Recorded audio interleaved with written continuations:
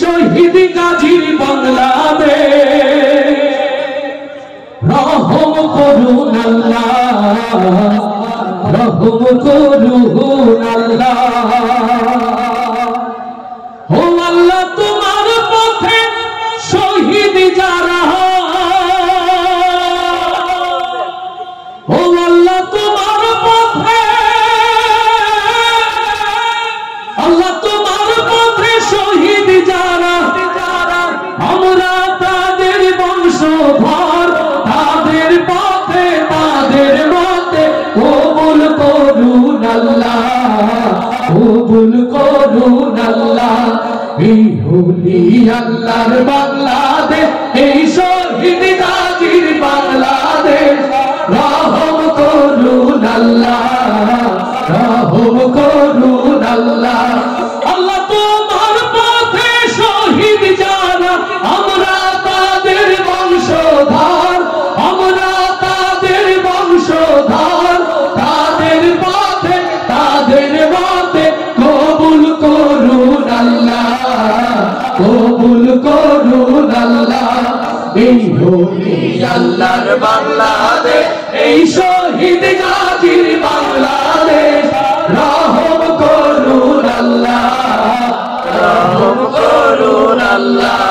এই তিতুমিরের বাংলাদেশ, শরিয়াতুল্লাহর বাংলাদেশ, এই শাহজালালের বাংলাদেশ, শাহপরানের বাংলাদেশ, তাদের পথে তাদের মতে কবুল করুন আল্লাহ, কবুল করুন আল্লাহ। এই হলি আল্লাহর বাংলাদেশ, এই শহীদ গাজীর বাংলাদেশ রহম করুন আল্লাহ, রহম করুন আল্লাহ।